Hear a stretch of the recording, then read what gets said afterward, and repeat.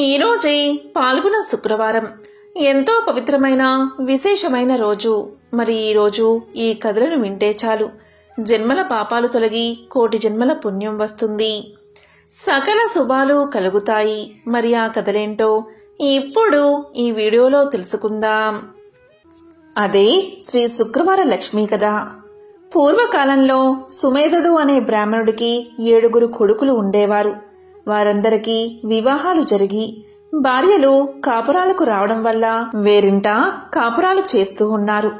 ఒకరోజు పొద్దుట శుక్రవారపు మహాలక్ష్మి లోక సంచారం చేస్తూ ఆ బ్రాహ్మణుడి కోడళ్ల ఇంటికి వెళ్ళింది.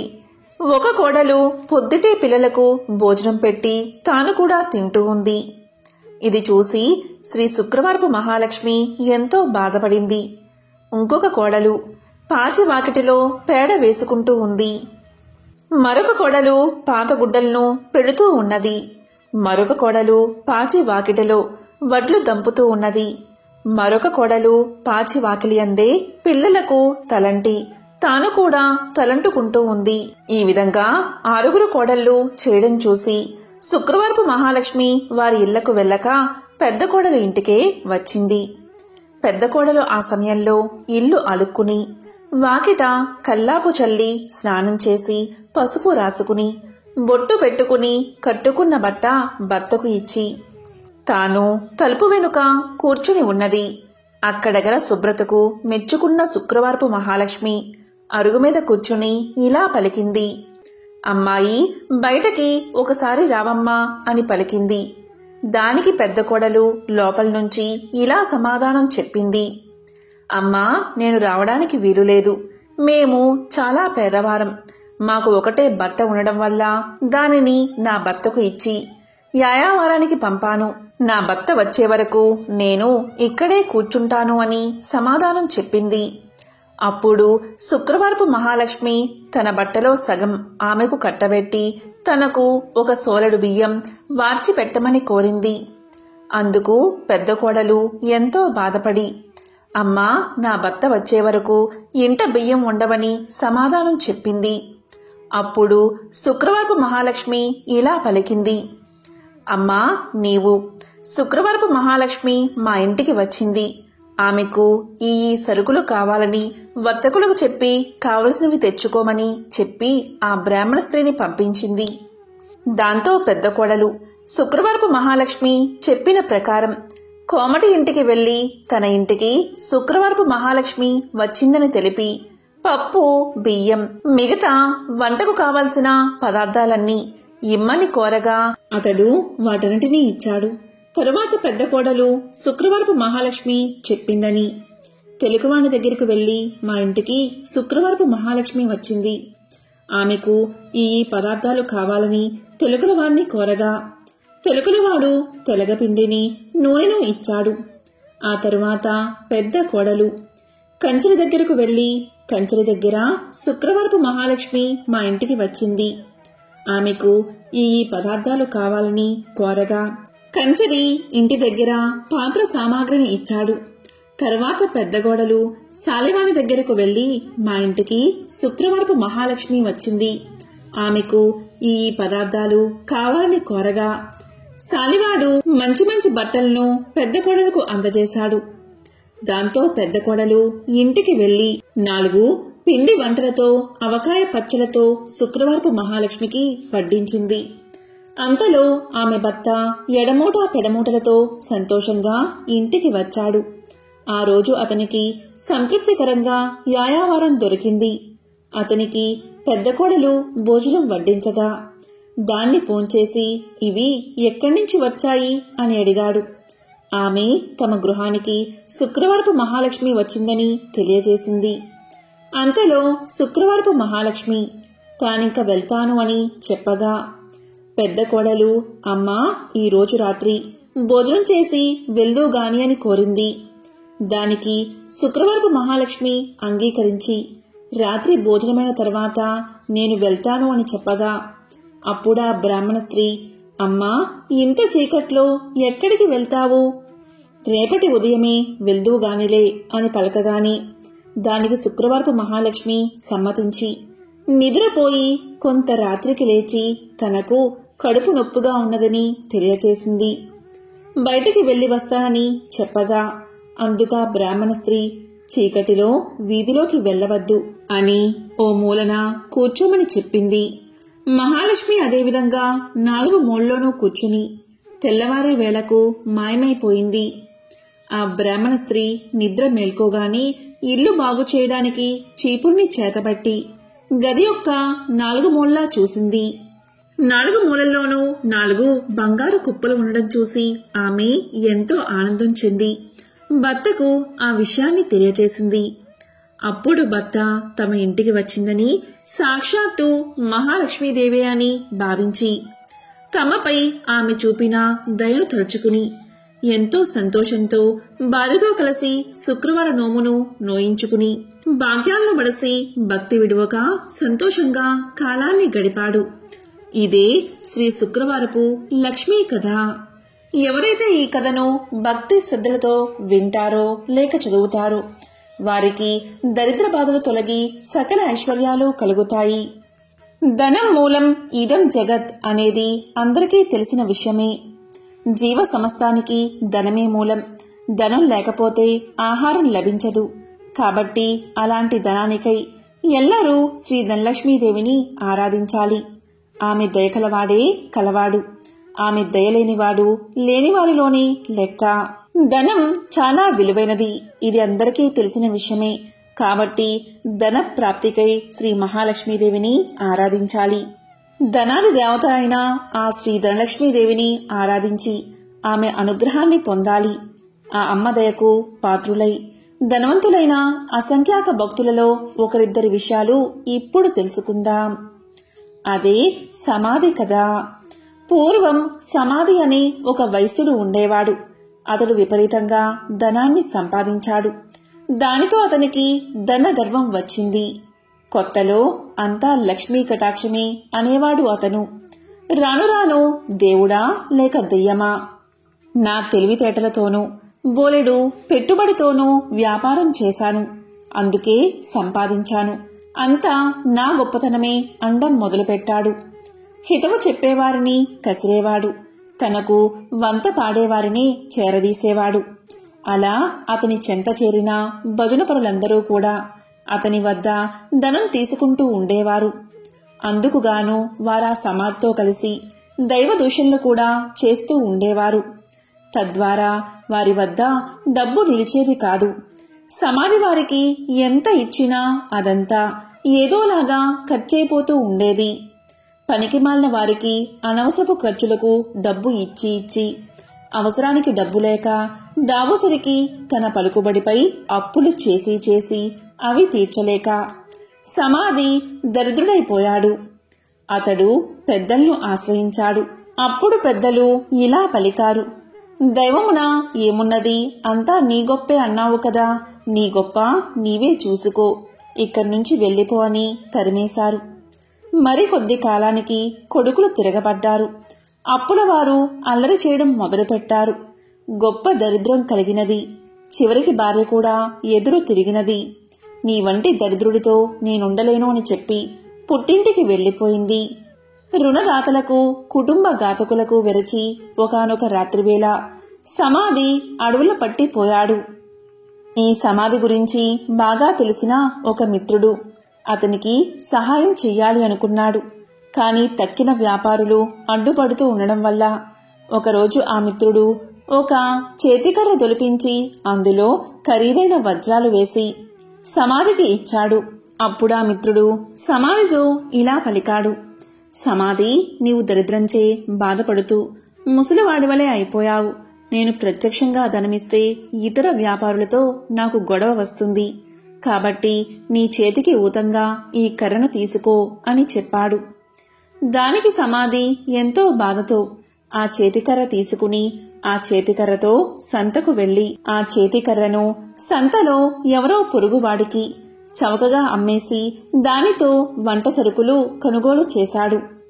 సమాధి చేసింది విని మిత్రుడు ఎంతో బాధపడ్డాడు. సమాధి యొక్క దరిద్రావస్థను ఎలాగైనా తప్పించాలని ఆ మిత్రుడు మరొకసారి సమాధిని పిలిచి ఇలా పలికాడు: సమాధి ఈ గుమ్మడికాయ తీసుకో అని ఒక గుమ్మడికాయ ఇచ్చాడు. దాని నిండుగా బంగారు కాసులు పోసి ఇచ్చాడు. ఇంటికి వెళ్లి దాన్ని పగలగొడితే ధనం కనిపిస్తుంది కదా అని ఆ మిత్రుడి ఆలోచన. కాని సమాధి ఆ గుమ్మడికాయను వేరొక కూరగాయల వ్యాపారికి అమ్మేసి ఆ చిల్లరతోనే ఇంటికి వెళ్లిపోయాడు. మిత్రుడు సహకరించిన ఆ సహాయం పొందక దరిద్రబాధలు భరించలేక సమాధి ఒకరోజు అడవులకు పోవడానికి నిశ్చయించుకున్నాడు. ఇది తెలిసిన అతని మిత్రుడు మార్గమధ్యలో మోహరీలు గుట్ట పోయించాడు. కాని సమాధి ఆ దారికి రాగానే ధనలక్ష్మి కళ్ళలో పడినది.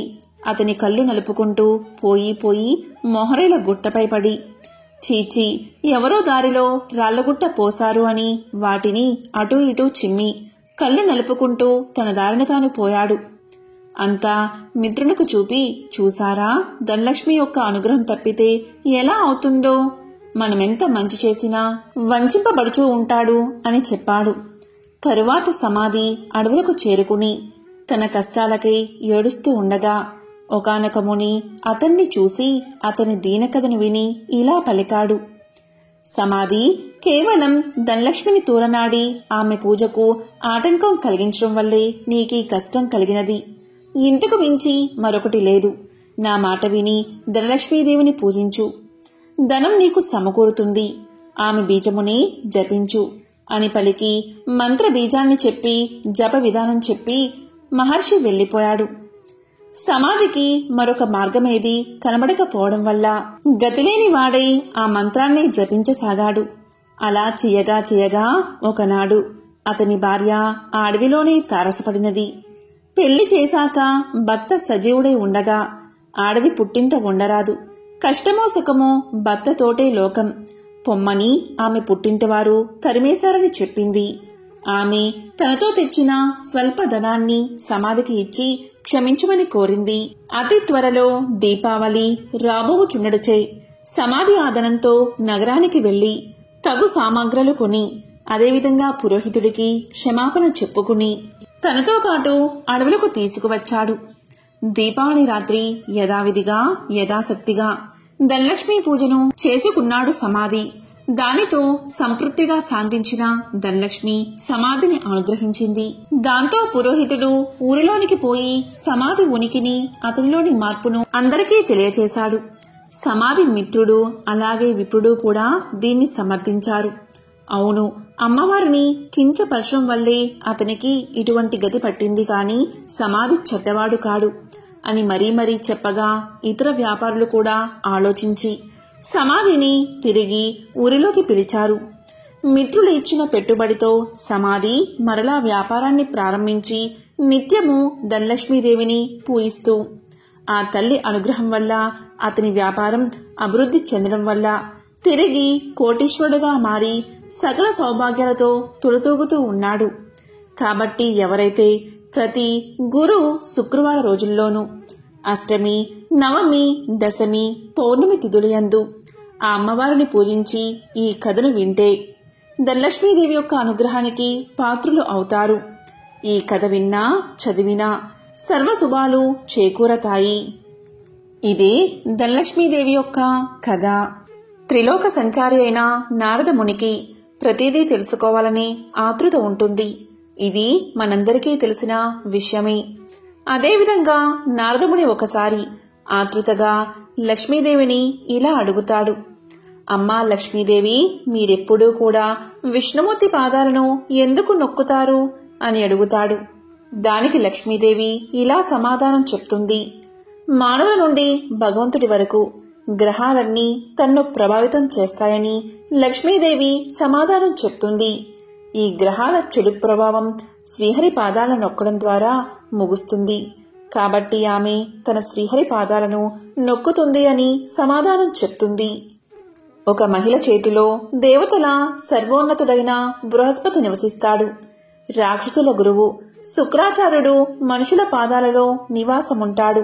భార్య తన భర్త పాదాలను నొక్కినప్పుడు గ్రహాల యొక్క చెడు ప్రభావాలను నివారించడంతో పాటు సంపద కూడా వృద్ధి అవుతుందని లక్ష్మీదేవి విష్ణు పాదాలను నొక్కడానికి కారణమని ఆమె ఎంతో సులువుగా నారదుడికి సమాధానం చెప్తుంది. లక్ష్మీదేవి ఐశ్వర్యానికి దేవత, జ్యేష్ఠాదేవి దారిద్ర్య దేవత. ఒకసారి వీరిద్దరికీ ఒక చిన్న అనుమానం వచ్చింది. ఆ అనుమానం ఏంటి అంటే తమలో ఎవరు చాలా అందంగా ఉన్నారో అని. ఈ విషయమై వీరిద్దరూ వాదించుకుంటూ ఉండగా వారికి ఎదురుగా ఒక వ్యాపారి వస్తూ కనిపించాడు. ఇక వాదించడం ఆపేసి ఆ వ్యాపారిని అడిగి నిజం తెలుసుకోవాలి అనుకున్నారు అక్కా చెల్లెళ్ళు. అలా అనుకున్నదే తడువుగా జ్యేష్ఠాదేవి లక్ష్మీదేవిలు అతడి ముందుకు వెళ్లి నిల్చున్నారు. తామిద్దరం ఎవరమో కూడా అతడికి వివరించి చెప్పారు. ఐశ్వర్య దేవత లక్ష్మీదేవి, దారిద్ర్య దేవత జ్యేష్ఠాదేవి ఇద్దరూ ప్రత్యక్షమై కనిపించి అలా అడిగేసరికి ఆ వ్యాపారికి నోట మాట రాలేదు. ఇద్దరూ ఒకేసారి కనిపించినందుకు సంతోషించాలో లేక బాధపడాలో కూడా అతనికి అర్థం కాలేదు. విషయమంతా విన్నా ఆ వ్యాపారి భయంతో వణికిపోయాడు. ఇద్దరిలోనూ లక్ష్మీదేవే అందమైనదని అతనికి తెలుసు. అయితే నిజాన్ని చెబితే జ్యేష్ఠాదేవికి కోపం వస్తుంది. ఆమెకు కోపం వస్తే తనను ఇంకా పేదవాడిని చేస్తుందని తెలుసు. ఇక లక్ష్మీదేవి అందంగా లేదని చెబితే ఆమెకు కోపం వస్తుంది.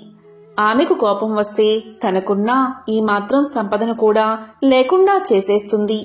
ఏం చేసేది భగవంతుడా అంటూ తలపట్టుకున్నాడు. ఇంతలో ఆ వ్యాపారికి ఒక మెరుపులాంటి ఆలోచన వచ్చింది. ఏదైతే అది అయిందని మనసుకు సర్ది చెప్పుకున్న ఆ వ్యాపారి ఆ దేవతలిద్దరికీ నమస్కారం చేశాడు. వెంటనే ఆ వ్యాపారి ఇలా చెప్పాడు. అమ్మా, ఓ మహాలక్ష్మి, నువ్వు ఇంట్లోకి వస్తున్నప్పుడు నీ అంత అందమైన స్త్రీ భూలోకంలో కాని స్వర్గలోకంలో కాని ఎవరూ ఉండరు అని చెప్పాడు. అలాగే జ్యేష్ఠాదేవి వైపు చూసి, అమ్మా, ఓ జ్యేష్ఠాదేవి, నువ్వు ఇంటి నుంచి బయటకు వెళ్తుంటే నీ అందం సొగసు వర్ణించేందుకు మాటలు చాలవు. ఆ సమయంలో నీ అందాన్ని ఎవరితోనూ పోల్చలేమో అని సమాధానం చెప్పాడు. ఆ వ్యాపారి ఎవరి మనసులో నొప్పించిన విధంగా చెప్పిన తీరు జ్యేష్ఠాదేవి లక్ష్మీదేవులను సంతృప్తిపరిచింది. అతడు ఇద్దరిని విజేతలుగా నిర్ణయించాడని వారిద్దరూ అర్థం చేసుకున్నారు. దాంతో ఇద్దరూ అతడి నిర్ణయానికి సంతోషపడుతూ అక్కడ్నుంచి మాయమయ్యారు. ఇక్కడ అర్థం చేసుకోవాల్సింది ఏంటి అంటే జ్యేష్ఠాదేవి లక్ష్మీదేవులు ఎవరికి వారు విజేతలమని అనుకుంటూ వెళ్లారే కాని నిజానికి నిజమైన విజేత ఆ వ్యాపారే. ఎందుకంటే అతడు ఐశ్వర్య దేవత అయిన లక్ష్మీదేవి అభిమానాన్ని పొందడమే కాదు, లక్ష్మీదేవి బద్ధ శత్రువైన జ్యేష్ఠాదేవిని సైతం సంతృప్తిపరిచాడు. కాబట్టి నిజమైన విజేత ఆ వ్యాపారే. లక్ష్మీదేవి అదృష్టానికి శుభానికి సంకేతం. అయితే జ్యేష్ఠాదేవి దరిద్రానికి సంకేతం. పురాణాల ప్రకారం లక్ష్మీదేవి జ్యేష్ఠాదేవులు ఎవరు ఎక్కడ ఉండాలి అనే విషయం గురించి చర్చలు మొదలవుతాయి. ఈ క్రమంలోనే లక్ష్మీదేవి వెళ్లి సముద్ర గర్భంలో దాక్కుంటుంది. సముద్ర గర్భం నుంచి తను బయటికి రావాలని జ్యేష్ఠాదేవి కోరడంతో తాను బయటకు వచ్చి ఏ ప్రదేశంలో కొలువై ఉండాలో తెలియచేస్తుంది. ఈ విధంగా సముద్ర గర్భం నుంచి బయటకు వచ్చిన లక్ష్మీదేవి తాను పసుపు కుంకుమల్లో కొలువై ఉంటానని చెప్తుంది. అందుకే ఏదైనా శుభకార్యాలలో పసుపు కుంకుమలకు అంత ప్రాధాన్యత ఇస్తాము. పెళ్లి పత్రికలకు కూడా పసుపు కుంకుమ రాయడం వల్ల సాక్షాత్తు లక్ష్మీదేవిని ఆహ్వానించినట్లు. ఇలా పసుపు కుంకుమ రాయడం వల్ల ఆ పెళ్లిలో ఎలాంటి ఆటంకాలు లేకుండా లక్ష్మీదేవి కృప నూతన వధూవరులపై ఉంటుందని భావిస్తారు. అందుకే వివాహ ఆహ్వాన పత్రికలకు పసుపు కుంకుమలు రాస్తారని పురాణాలు చెబుతున్నాయి. మనం లక్ష్మీదేవి చిత్రపటాన్ని చూసినప్పుడు ఆమెకు గుడ్లగూప వాహనంగా ఉండడాన్ని చూస్తూ ఉంటాం. లక్ష్మీదేవికి గుడ్లగూప ఎలా వాహనమైనది అనే ప్రశ్న మనల్ని పట్టి పీడిస్తుంది. దానికి సమాధానం ఇప్పుడు తెలుసుకుందాం. ఒకప్పుడు కౌశికుడు అని ఒక గొప్ప విష్ణు భక్తుడు ఉండేవాడు. అతడు గొప్ప సంగీత విద్వాంసుడు. సుమధురమైన తన గాన మాధుర్యంతో మహావిష్ణువుని ప్రసన్నం చేసుకున్నాడు. స్థూల శరీరాన్ని విడిచిన తరువాత విష్ణు లోకాన్ని చేరుకున్నాడు. శ్రీహరి తన ప్రియభక్తుణ్ణి స్వాగతించి అతని గౌరవార్థం అంతరంగిక సంగీత సభ ఒకటి ఏర్పాటు చేశాడు. ఆ సభలో దేవర్షి నారదుడికి ప్రవేశం లభించలేదు. తుంబురుడికి సకల మర్యాదలతో స్వాగతం చెప్పారు. తనకు ప్రవేశం లేకపోవడం అటుంచి తన ప్రత్యర్థి అయిన తుంబురుడికి స్వాగత సత్కార్యాలు లభించడం చూసిన నారదుడు ఎంతో మండిపడ్డాడు. అయినా తమాయించుకుని లక్ష్మీదేవి మందిరంలోంచి లోనికి పోవడానికి ప్రయత్నం చేశాడు. అక్కడ కూడా లక్ష్మీదేవి యొక్క చెలికత్తెలు నారదుడికి అడ్డుపడ్డారు. దానితో ఎంతో కోపగించిన నారదుడు మహాలక్ష్మిని శపించాడు. అది తెలిసిన వెంటనే లక్ష్మీనారాయణులు నారదుని ముందు ప్రత్యక్షం అయ్యారు. తమను మన్నించమని వేడుకున్నారు. అప్పటికి నారదుడి కోపం శాంతించింది. తన తొందరపాటుకు పశ్చాత్తాపం మొదలైనది. శరీరమంతా చెమటలు పట్టాయి. కీలరిగి వాత పెట్టడం బాగా తెలిసిన నారాయణుడు చేసిన దానికి సిగ్గుపడుతున్న నారదుణ్ణి చూసి ఇలా పలికాడు. నారదా, నీ కోపం కారణం నాకు తెలుసు. నిజానికి భక్తి జ్ఞానములయందు శీలవత్తములయందు తుంబురుడు నీకన్నా కపటి కాడు, గర్విష్ఠుడు కాడు. కపట భక్తిని ప్రదర్శించేవారు ఎన్ని తీర్థాలు సేవించినప్పటికీ వ్యర్థం.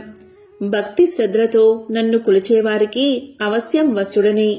సంగీతం చేత నన్ను చేరవచ్చునని చాటి చెప్పడానికే కౌశిక తుంబురను నేను సత్కరించాను. నీ శాపానికి ఏమీ బాధపడకు, లోకహితమే జరుగుతుంది, చింతించవద్దు అని చెప్పాడు నారాయణుడు. నారదునికి అప్పటికి జ్ఞానోదయమైనది. ఓ దేవదేవా, నా తప్పులను క్షమించు. అవివేకి వలె ప్రవర్తించాను, నన్ను కాపాడు. తుంబురా, కౌశికుల వలె సంగీతంలో మేటినైతే ఇంతటి విపరీతం జరిగి ఉండేది కాదు కదా అంటూ కట్టెలు తెంచుకుని ప్రవహిస్తున్న కన్నీటి వరద మధ్య నారదుడు నారాయణుడి పాదాల మీద పడ్డాడు. భక్తుని పశ్చాత్తాపం భగవంతుడి హృదయాన్ని కరిగించింది. తన దివ్య హస్తాలతో నారదుణ్ణి పైకి లేపాడు నారాయణుడు. ధైర్యాన్ని చెప్పాడు. సంగీతం నేర్చుకోవాలన్న కుతూహలం నిజంగా ఉంటే తాను చెప్పినట్లు చెయ్యమన్నాడు. ఉత్తరాన మానస సరోవరానికి అవతల ఒక పర్వత శిఖరముంది. దానిమీద ఒక దివాంతం ఉంది. ఆ ఉలూకాపతికి శుశ్రూష చేసి సంగీతంలో మేటివి కమ్మని దీవించాడు నారాయణుడు. దీంతో నారదుడు శ్రీమన్నారాయణుడికి కృతజ్ఞతలు ప్రకటిస్తూ చేతులు జోడించిన నారదుడు సెలవు పుచ్చుకున్నాడు. వెంటనే మనోవేగంతో మానస సరోవరం చేరుకున్నాడు. కమ్మని సంగీతం అస్పష్టంగా వినిపిస్తుంది. తెరలు తెరలుగా వస్తున్న ఆ గాన మాధుర్యాన్ని పట్టుకుని ఆవలగిరి శిఖరం చేరాడు నారదుడు. గంధర్వ, కిన్నెర, కింపురుష, అప్సరసాదులెందరో అక్కడ సంగీతాభ్యాసం చేస్తున్నారు. వారి మధ్య గురుపీఠం మీద దివ్యకాంతులతో ప్రకాశిస్తున్న గానబంధు నారదుణ్ణి చూడగానే వినయంతో ఆసనం దిగి ఎదురు వెళ్లాడు. ఆనందంగా ఆసనం చూపి కుశల ప్రశ్నలు వేశాడు. ఎందుకు వచ్చాడో కారణం చెప్పమని ప్రార్థించాడు. నారదుడు గానబంధు వినయానికి, సంగీత పాఠవానికి ఆశ్చర్యపోయాడు. తనకు తెలియని ఈ సంగీతవేత్త ఎవరని ఆలోచనలో పడ్డాడు. అతడు ఎవరైతేనేం, తనకు కావలసినది సంగీత విద్య.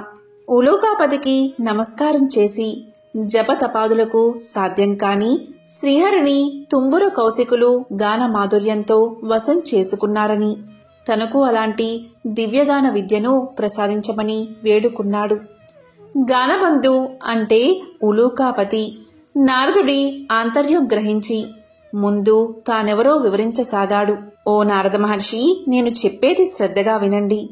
పూర్వం భువనేశుడు అనే రాజు ఉండేవాడు. అతడు చాలా జాలిగుండె కలవాడు, ధర్మవర్తనుడు. సంప్రదాయానుసారం ధర్మకార్యాలన్నీ క్రమం తప్పకుండా నిర్వహించేవాడు. అటువంటి ఉత్తమ పాలకుడు సంగీతాన్ని మాత్రం నిషేధించాడు.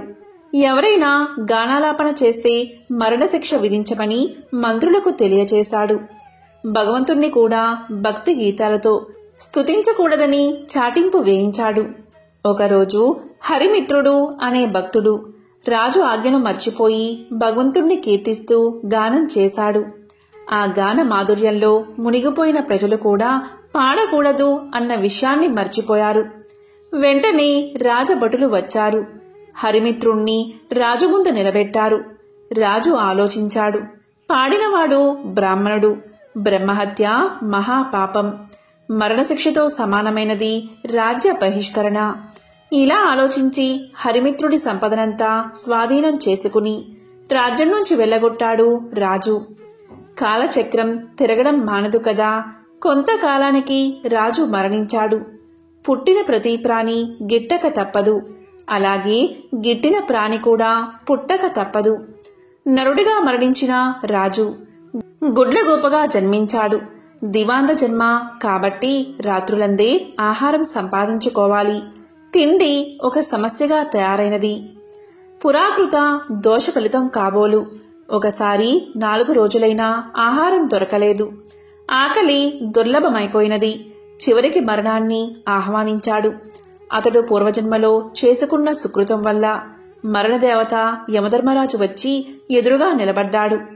ప్రాణం తీయకుండా ఎదురుగా నిలబడ్డ యముణ్ణి చూసి, ధర్మరాజా, ఎందుకు ఈ విధంగా నన్ను బాధపెడుతున్నావు?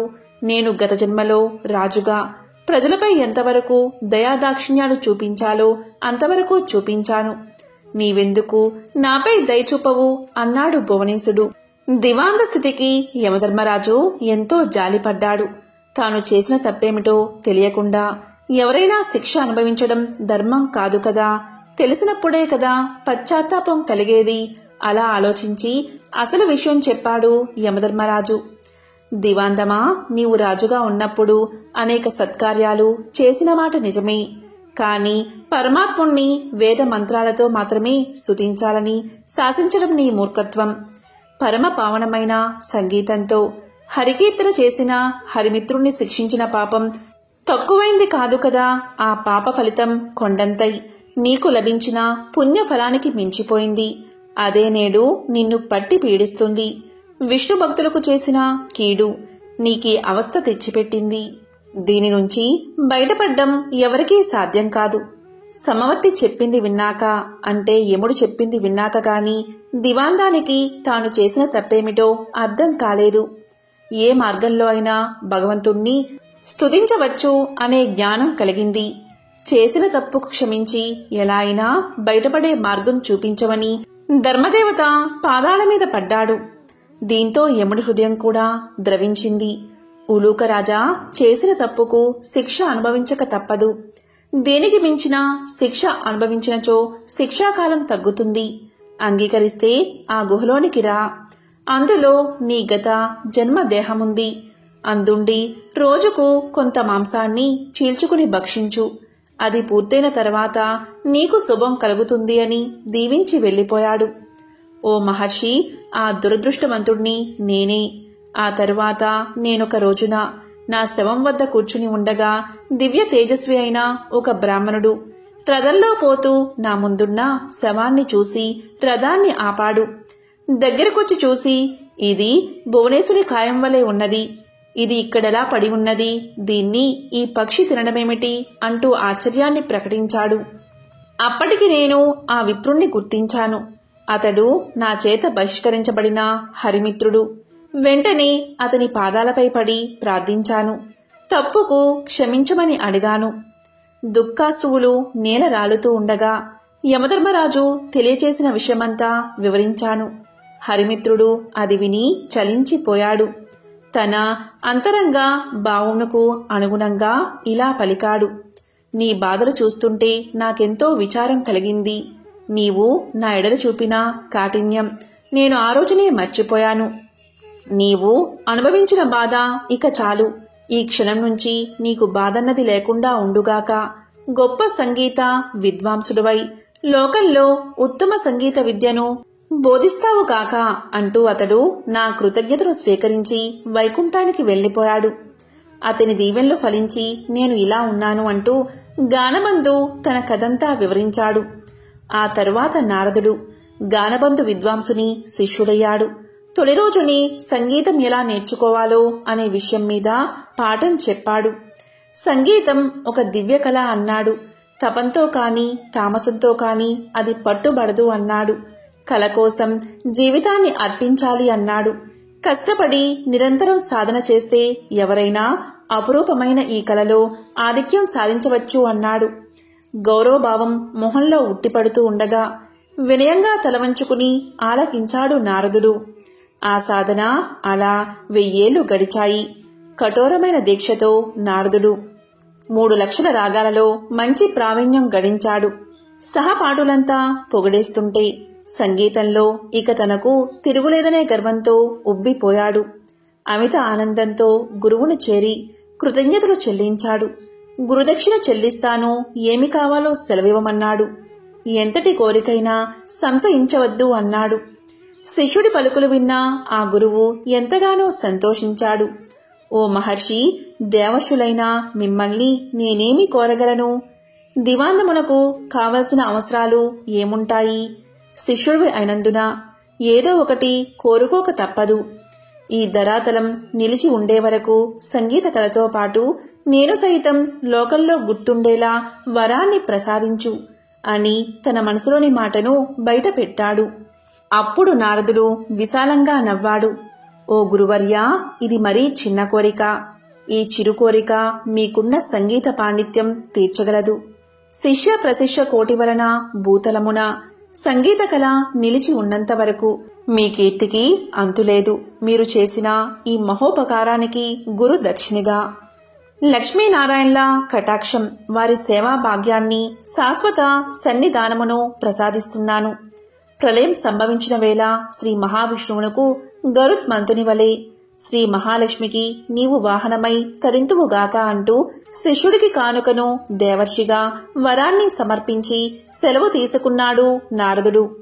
ఈ విధంగా గానబంధు అనే గుడ్లగూప లక్ష్మీదేవికి వాహనంగా మారింది.